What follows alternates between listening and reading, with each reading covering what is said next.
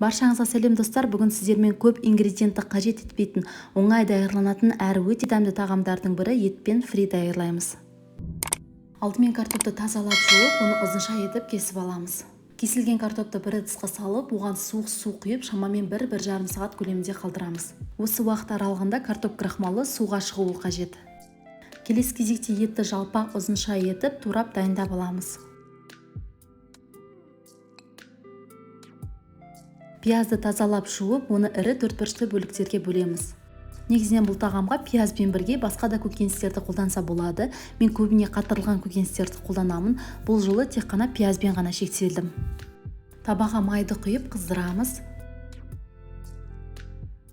Қызып тұрған табаға етті салып, оны біркелкі етіп орналастырамыз. Менің етім тұздалған, сондықтан мен тұз қоспадым. Егер етіңіз тұздалмаған болса, татымына қарай тұз қосыңыз. Ыдыстың бетін жауып, шамамен 10 минут көлемінде ет қызарғанға дейін орташа отта қуырамыз. Шамамен 10 минуттан соң ет қызарған уақытта етті бір араластырып қоямыз. Етке аздап су құямыз. Содан соң ыдыстың бетін жауып, шамамен 30-40 минут көлемінде баяу отта етті бұқтырамыз.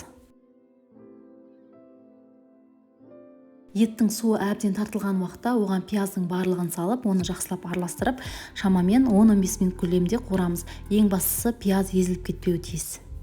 Осы жерде қара бұрыш, кептірілген сарымсақ, кориандр деген секілді дәмдеуіштерді қолдансаңыздар болады. Егер пияздан басқа көкөністерді қолданар болсаңыз, пияз 2-3 минут қуырылғаннан соң басқа көкөністерді салып араластырып, шамамен 15 минут көлемінде қуырасыздар. 1-1,5 сағат тұрған картопты судан шығарып, оны орамалмен және қағаз орамалмен жақсылап сүртіп кептіреміз.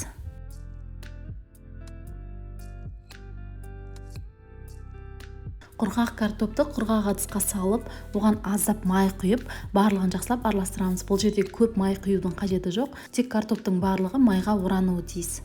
Противеннің үстіне пергамент қағазын немесе тефлоновый коврикті төсеп, оған фридің барлығын орналастырамыз. Фридің ара қашықтығын 1 см етіп қалдырамыз. Сонда фри езіліп кетпей, сыртында корочка пайда болады. Фриді 180 градуста қызып тұрған пеште қызарғанға дейін шамамен 20 минут көлемінде пісіреміз. Осымен біздің өте дәмді тағамымыз дайын. Сіздерге де міндетті түрде даярлауға кеңес беремін. Ал мен өз каналымда сіздермен тек қана ерекше тағамдардың, әртүрлі торттар мен десерттердің мастер-классымен бөлісемін. Сондықтан міндетті түрде менің каналыма тіркеліп, жаңа рецепті жіберіп алмас үшін қоңырауды басып қойыңыз. Менімен бірге болып, менің каналымның дамуына үлесіңізді қосып жатқаныңыз үшін сізге алғыс айтқым келеді.